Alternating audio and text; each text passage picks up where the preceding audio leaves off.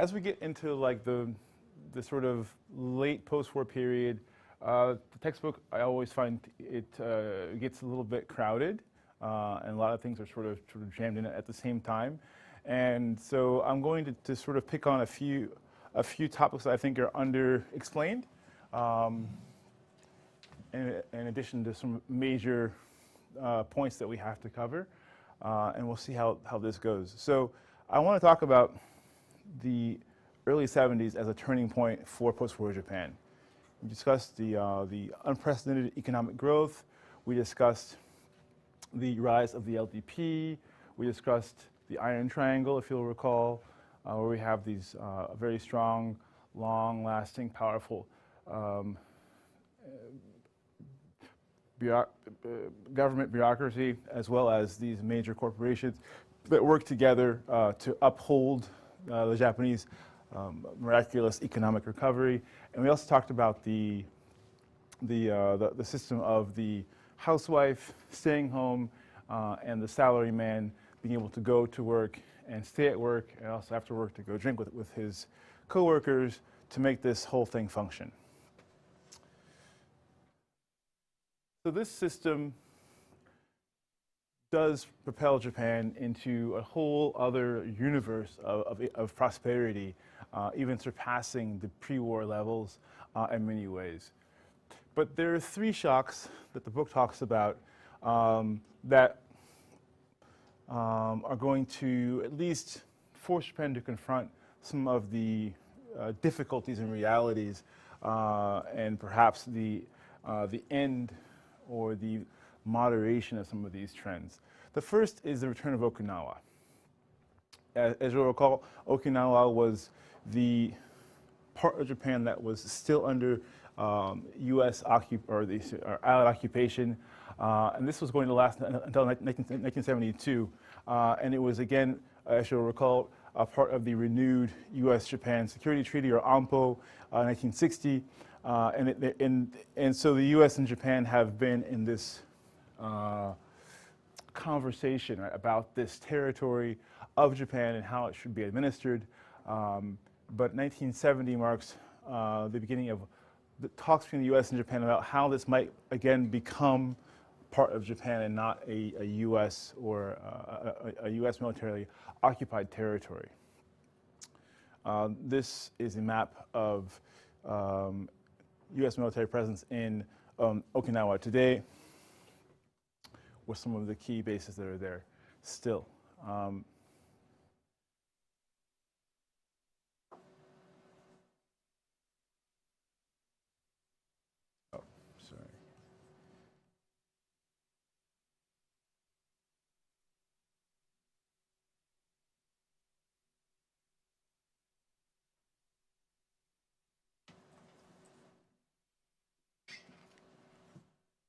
This conversation results, it's actually quite lengthy, but over the course of a couple of years, the U.S. agrees to return Okinawa to Japanese sovereignty. This means that the Japanese government will have authority over Okinawa, and this is a big step. At the same time, the returning of Okinawa also has the condition or the goal of keeping the Japanese in a position of inability to wage war, and at the same time also trying to maintain democracy. So it is a handing over that is still very much carrying the desire and the weight of U.S. pressure for Japan to act a certain way, right, in its post-war development. So the U.S. will be allowed to maintain troops in Okinawa, which is why they are still there. Seems to be an issue with Zoom. Oh, that's why. Okay. The U.S. will be allowed to use Okinawa's facilities and resources. There should be an and there or something like that. But this means the territory, the land, as well as existing facilities on Okinawa are U.S. the U.S. can use those things. The U.S. also commits to try and repair damage that was done to the land under the occupation and then the post-war American military administration. And this is actually, I think, a really important show of goodwill, and this went a long way in making these negotiations eventually successful. Okay, sorry. The U.S. also agrees, after much negotiation, to remove nuclear weapons in Okinawa. There was a lot of debate about whether or not there were actually nuclear warheads being stored in Okinawa, but throughout the later years of the war in Vietnam, it became more and more clear that there indeed were warheads, and so this was one of the major stipulations that the Japanese insisted upon, in which they were then successful in requesting to have them removed. All right, Zoom has gone. I'm going to see if we can bring it back.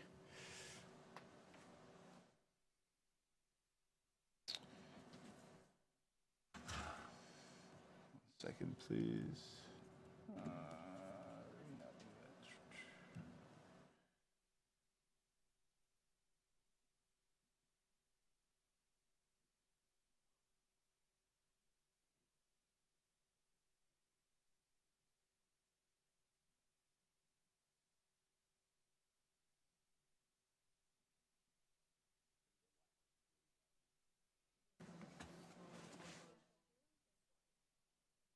If I can make sure my phone's not trying to do Wi-Fi too. Sydney, help. Okay, let me get. All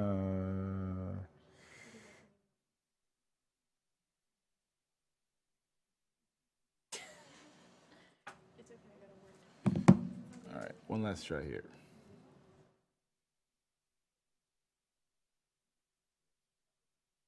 Okay, it is what it is.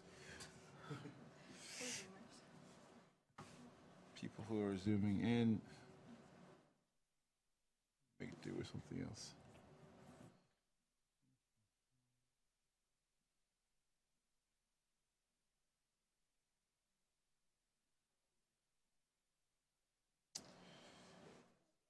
In the meantime, so the U.S. is also going to with the Japanese to formalize actions taken on the Okinawan Islands before 1971. This means that things like where they drew lines, where they established bases and declare those bases as off limits, for example, but also this involves things like the establishment of military and civilian relations committees. Those kinds of things are all going to actually stay in place. And perhaps most important may be that the Japan is going to then agree to pay the United States $320 million over the course of 5 years. This is in part to help defray the cost of moving all of these nuclear arms out of Japan, but also a way to sort of close the door on Japan's indemnities to the United States.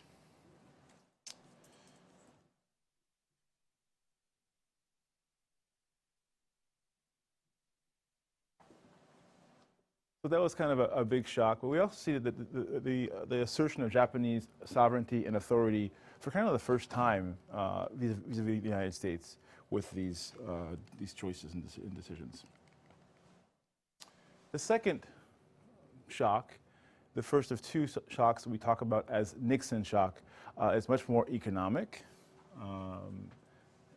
as well as political, and this is the unforeseen, unannounced visit of President Nixon, Richard Nixon, to the PRC, where he met with Mao Zedong.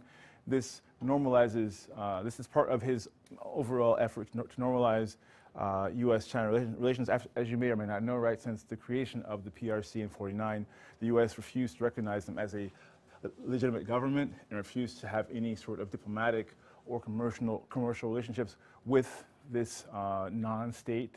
This was a major change in policy, which the Japanese were quite sure that Japan would that the U.S. would tell them about before doing it, given that U.S. Policy was supposed to be followed by Japan. But this was a very big surprise, and Japan was scrambling about what to do. Of course, they also do the same thing, but the aftermath of this is a situation of distrust. The U.S. clearly has broken their commitment to be forthright and to give Japan preference and prior notification on these kinds of things. The other, and perhaps even more catastrophic shock of the early 70s is a second Nixon shock. And this is his announcement of the new economic policy, which has lots of components. The whole world was shocked by these measures, but I'll focus on the ones that are most important for Japan. The first is the U.S. drops the gold standard. I'm really bad with numbers and with money, but if I can sort of summarize, this really has to do with the ability of other governments to attach their money and their currency's value to the U.S. gold standard. And it's going to, by removing the gold standard, now every currency has to be negotiated, its value vis-a-vis American dollars through, negotiation, which allows, a lot of other factors to influence that ratio. And so the yen in particular had been stable at about 360 yen to the US dollar, meaning that it had a lower value. This made goods going from exported goods from Japan cheap, and this was good. This goes away. And even though they try very hard after this announcement is made to find a way to then again make the yen competitive, it's going to gain more value while the US dollar is going to lose value. And this is going to mean that Japanese goods are going to cost more than they had before in the United States, and actually throughout the world. And also it will mean that the US will have the right and the ability to negotiate with Japan about how much their money is worth, and that they could use that when things are not going their way to put pressure on Japan to act a certain way. So this was a big change, and also shows that the U.S. was not going to give Japan any more preferential treatment in terms of fiscal policy. So these changes were very important for Japan, as you can imagine. The new policy also imposes a 10% surcharge on all imports to the U.S. What that means is they add a 10% extra tax, right, on imports, which again is meant to help reduce foreign imports into the U.S. And of course, the imports coming from Japan that were cheap and that were very successfully arriving in the United States were again sort of, they hit a pretty big wall when this happened. The counter to this was that the U.S. would then would lower, although not entirely, this surcharge if they negotiated a new exchange rate with the United States. So all these things make Japan's situation across the United States much more complicated, but it also marks a new era for Japan. They're going to have incentives to think more about how their economy works in and of itself and not rely only upon American policy. They're going to have also the impetus to think about American foreign policy and Japan's policy as separate, although linked. And this comes again into play with another event that is not a shock, so to speak, but it is, I think, in many ways a very shocking development, and that is the OPEC oil embargo of 73. Basically, this is a very long story that we can't even, I think, begin to get into in this class, but essentially the United States and other U.S. allies supported Israel during the Yom Kippur War in 73. This is a war in which Egypt tried to take back, and allies tried to take back some territories that had been taken from it militarily by Israel in the late 60s. And Israel won this war with those supports. Supporting other nations helps, and then this as a response, the Organization of Petroleum Exporting Countries decided to restrict and cut off oil supplies and use that power to try and, in a sense, punish and then set a new equilibrium in place between oil exporting countries in the Middle East and the Western world and Japan. So this led to a very big lack of oil, first of all, in Japan, which we see. This happens sometimes, happened again historically. But it also leads to new Japanese strategies for example, how to reduce their oil dependence. And as you may sort of recall from our classes earlier in the semester, oil and fuel in general is a big issue for Japan as a heavily industrialized country. And so they see this sort of pre-war and wartime issues as well as this new challenge, OPEC, as a real motivation to shift towards something else. And so as we think about Japan's future in terms of economics and industry, we'll see them as leaders globally and thinking about how they can not use as much oil. And we think about cars, hybrid vehicles coming first from Japan. We think about vehicles that use less gasoline coming from Japan as well. This is part of why the Japanese cars in the early 80s were so popular, and they still are today, is because they were so quick to get to this result based on this situation. So speaking of these shocks and oil, let's talk about Japan now as not just a partner of the U.S., but as part of a new global system. And I want to focus first on the U.S. Japan part of this, but it's still, again, in a global context. Japanese exports to the U.S. are going to skyrocket from the late 70s.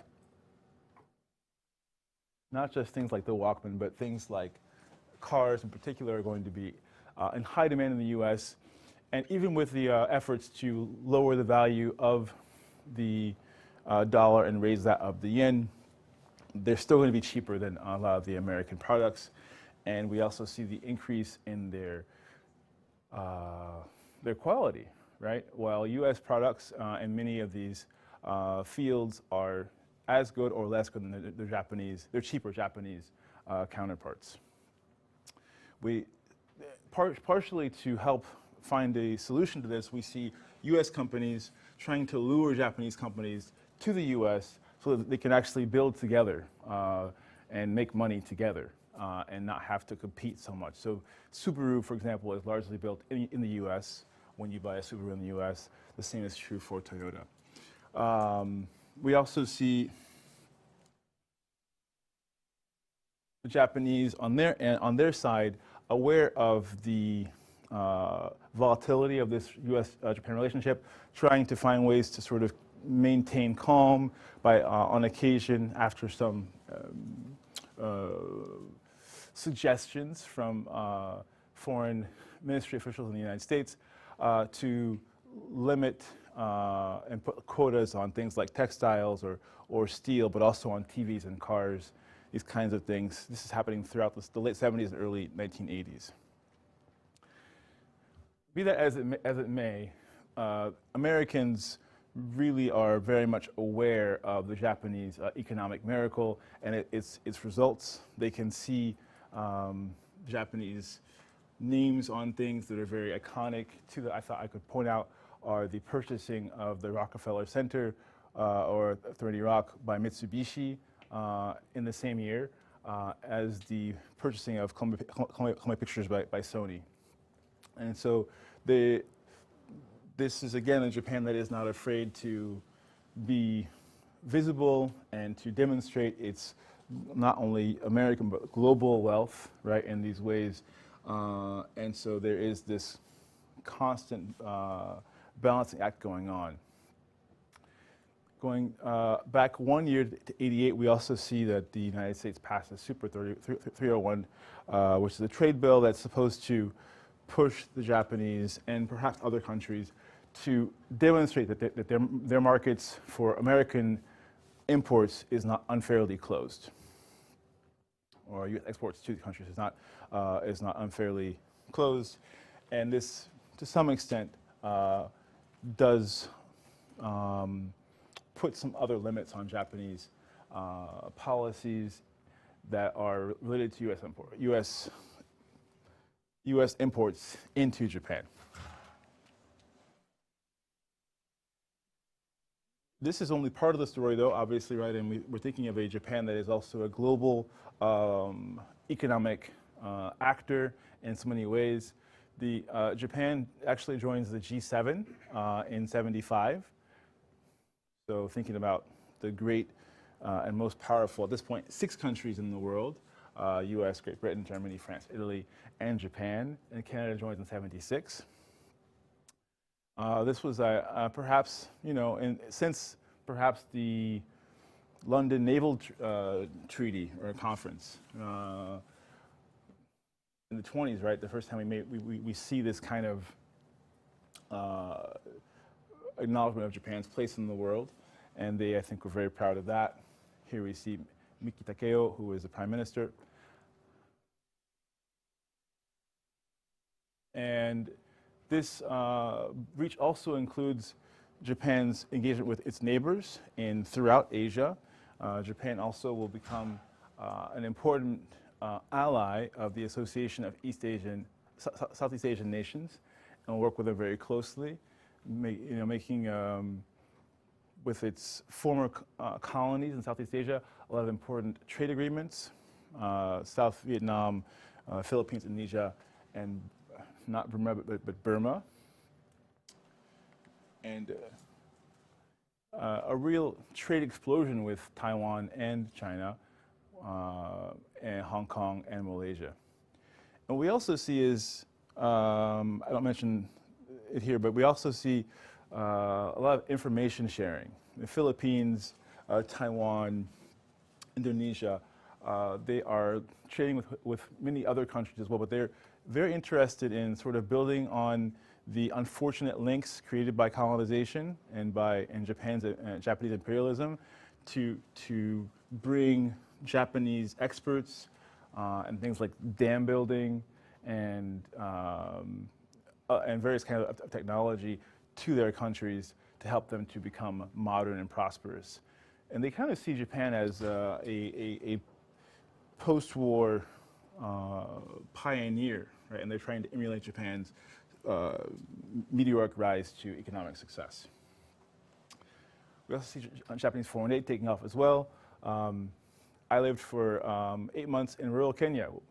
That's another story for another time, but there was very strong Japanese foreign aid presence in rural Kenya, helping them build hospitals and aid clinics and these kinds of things. And this whole, and of course, if you go to Africa today, you will see many Chinese foreign aid officers and institutions as well. But Japan is also right there alongside the Chinese, heavily invested in countries throughout the so-called global south. And this really takes off in the 70s as well.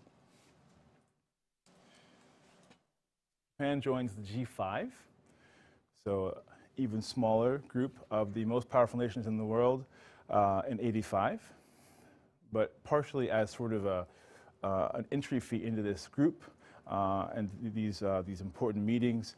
Japan is asked to make their yen stronger.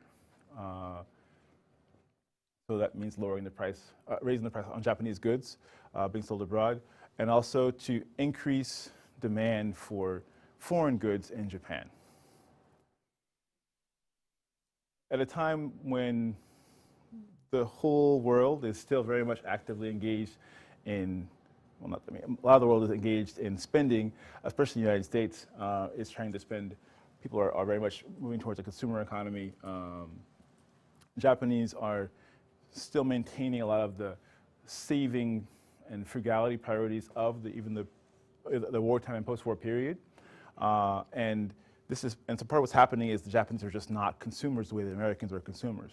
But Western countries, especially the United States, see Japan's lack of a hunger for American goods as unfair and sort of an unequal situation.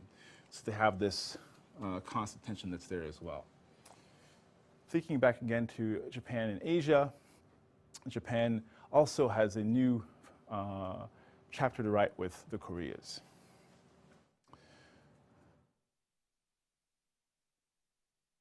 After denying for some time that there were these North Koreans who had been forced to live in Japan, that they were still in Japan, over the course of the late 50s, early 60s, we see efforts that are successful to actually bring Koreans from North Korea back to North Korea from Japan.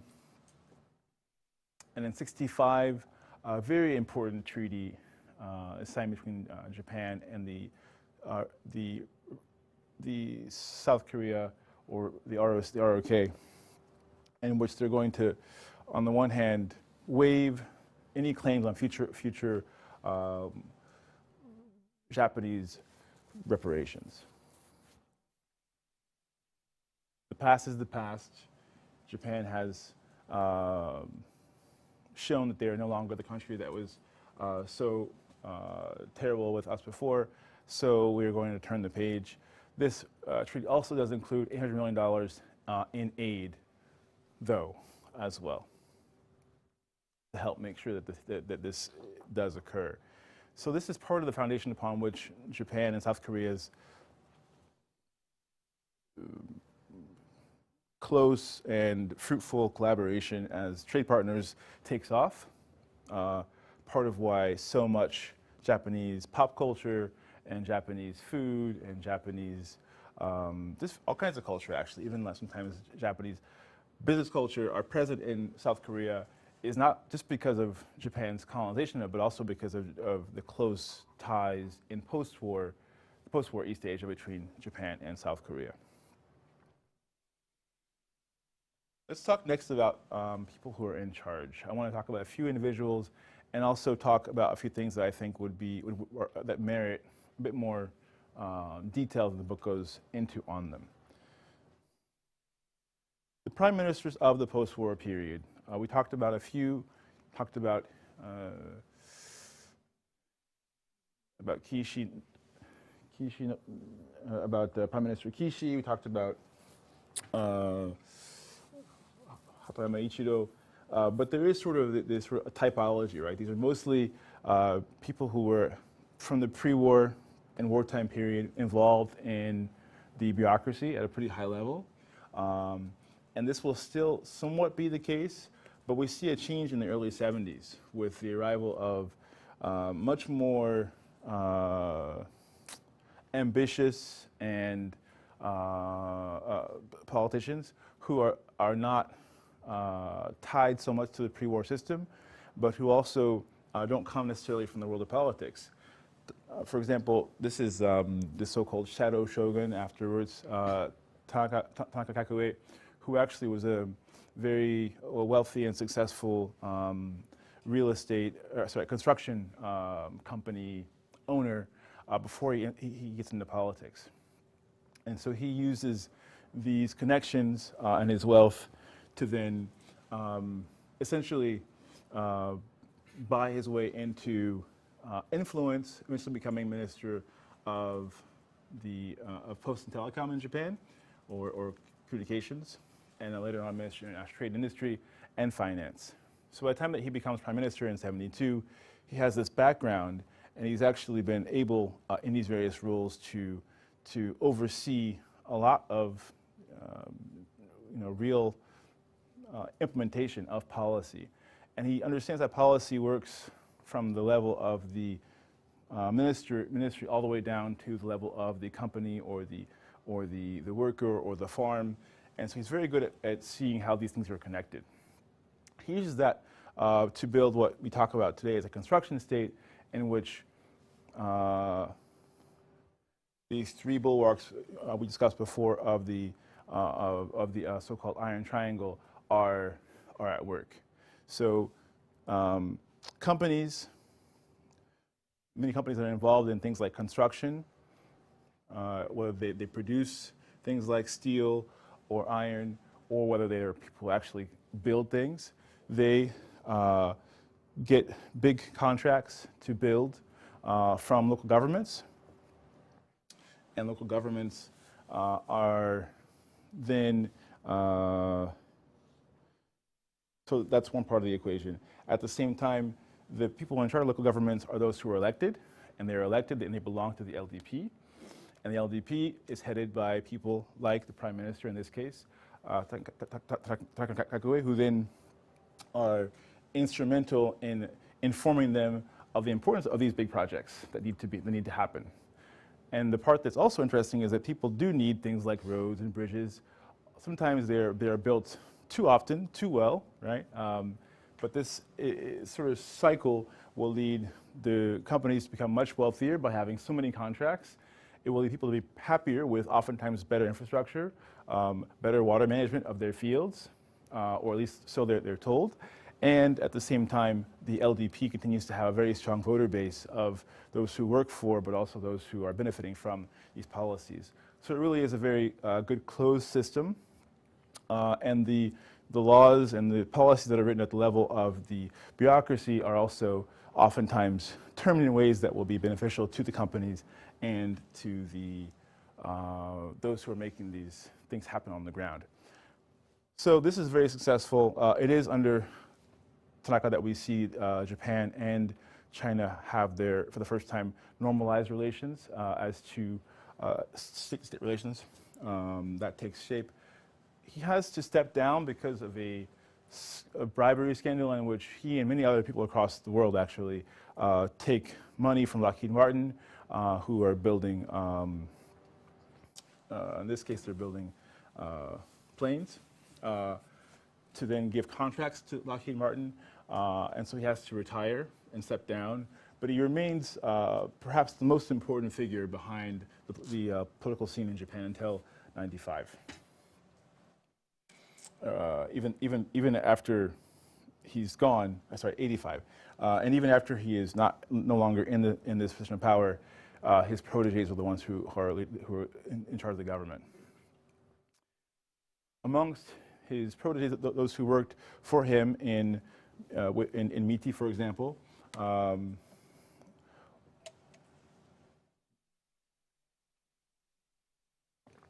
the most important are Nakasone Yasuhiro, who we see here, himself already well practiced in bureaucracy before he becomes prime minister. He, even more than his sort of mentor, is very much a patriot who is a nationalist, and he speaks about that very often. And so what we see under him is that there is a increasing alliance between conservative politicians in Japan and nationalism, and a sort of a reaction also against leftist thinking that had been sort of a little bit less strong before the 70s. So in terms of economics and infrastructure, he is very important. He is responsible for putting the country on a much more liberal economic agenda, cutting back welfare programs, privatizing and deregularizing the industries like the telephone industry and the railway industry, which are very successful, in fact, right? So this is a big claim to fame for him. He has also to step down. In his case, it's because of insider trading that happened in '87, '88 with with a real estate company called Recruit. So these scandals are really what brings these people down, and not them falling out of favor or losing power any other way. Nakasone is also going to be engaging with South Korea, promising more, and this time more aid, $4 billion in aid to South Korea. And these are going to sort of help to oil or grease the wheels of exchange between these two countries. And he's also going to be allowing messages that acknowledge, to a very small extent, Japanese wrongdoing in its imperial past, but just a little bit. The emperor apologizes for Japan's unfortunate past in an address that is partially for South Koreans. This is a big deal, and Nakasone allows this to happen, but it's by no means a recognition of fault or those kinds of things. And I thought we'd talk about the 1982 controversy over textbooks as part of the story that is so important to the conservative leadership of the LDP and to Japan to sort of illustrate how this works. But we have to actually take a step back to tell this story. So the occupation, if you go back now to 1945, the occupation or SCAP, right, they very much wanted to reform education in Japan, thinking it was one of the key pillars of Japan's ultranationalist and totalitarian government.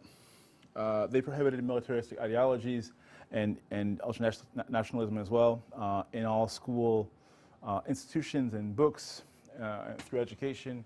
They purged teachers who were found to be militarist or ultranationalist.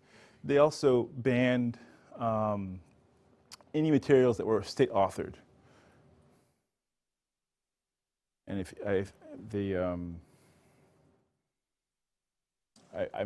I showed you this book before of the inked out textbooks.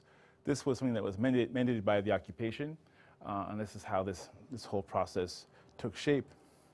But they also brought back teachers who had been dissenters or who were at least moderately against the ultranationalism in the classroom and put them back to work. And they also recruited scholars to write new textbooks. Not officials, not even teachers, but actual scholars. I think that this would lead to a more democratic and accurate portrayal of history for Japan.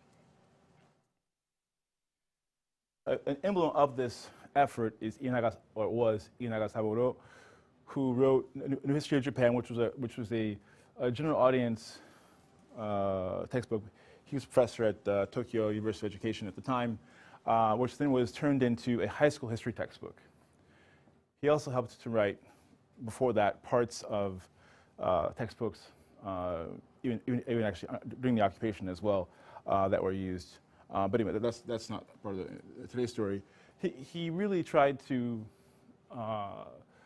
instill democratic values and the desire for peace in his writings and in his histories, and that was not at all a thing that he hid. But one of the things that changes is that in 1947, the occupation, along with Japanese Ministry of Education, passed the school education law. And this law essentially returns the power to, or the authority to select and screen and censor textbooks to the Ministry of Education and to professional boards of education. Like everything else, right, in Japan, the more that this institution or these institutions are peopled by conservative figures who have strong pro-Japan nationalist thoughts and agendas, the more we see those censorships, those censorship, I should say, like tendencies being applied. So in the case of Inaga Saburo, every time his book is the best book. Many agree. So they want to have this book, they want to sell this book, they want to use this book for high schools. But each time they want to provide a new edition, they ask for more and more revisions. I think it was 214 required changes to his 1970 or his 1965 textbook. Oftentimes, also changes that are problematic. And I'll get to that in a second. So he, in the 60s, begins to sue the government for infringing on his freedom of expression and his academic integrity, and he actually wins these suits in the 70s. And because of this, as a whole, many of the scholars and others writing textbooks who had been trying to give a more, in their view, accurate portrayal of Japan's wartime atrocities and their roles, feel free to write more of the truth in the 70s. In the 80s, however, with the increasing power of the LDP and the more and the less sort of worried about international pressure under people like Nakasone and those around him, we see the LDP calling out these authors as leftists and communists, and then we see an alliance between right-wing scholars, of which there are several, right, LDP politicians, and major corporations who are all going to lobby the Ministry of Education to revise history textbooks to then reflect what is, in their view, is a more favorable view of Japan's history. And so, to no one's surprise, the Ministry of Education, which has gone through now some changes and now is headed by people who are part of the LDP and sort of machinery, are going to then set in place new guidelines and stricter screenings, and they're going to, there shouldn't be the stricter, it shouldn't be either, but anyway, they're going to force authors to revise their textbooks and to really water down Japanese atrocities. Words like invasion are changed to incursion, right, to talk about the Japanese in their arrival in northeast China. They took the word rape in the Japanese atrocities in Nanjing is taken out of all textbooks, and this is a way to sort of whitewash the history. And it's very important to understand how this process works because it happens all over the world. And here we also see that Iraga begins to lose his cases also in court, and he eventually has to give up. So that is the Japan of Nakasone. Is a Japan that is increasingly unwilling at the level of the prime minister and of the various other ministers to look at its history, frontally and accurately, honestly. Nakasone also, I think, personifies this trend also by making visits to Yasukuni Shrine. If you recall, Yasukuni Shrine is a shrine that was meant to enshrine Japan's war dead, and it was perhaps the most iconic and sort of emblematic shrines of pre-war Japan, of Japan's national shrines. It was certainly the most emblematic, and he made visits to the shrine before making an official visit in '85, and this is the first one that happened since '78. And the reason it became controversial is because in '78 the shrine officially enshrined the kami of 14 Class A war criminals, including General Tojo. Now, while we do have people like Kishi Nobusuke who were Class A criminals and who were then allowed to get out of jail and then leave the country, they were not openly allowed to be enshrined. Right, the conversation had not happened in this way, and so having this very open induction ceremony, this led to a new level of, I think, visibility for these war criminals and also for Japan's wartime atrocities, and having the prime minister visit in his official prime minister role was controversial for many. So I think that I will stop there for today, and we'll talk about how Japan's going to be continuing to evolve and change, because this is not the end of the story by any means, for next class.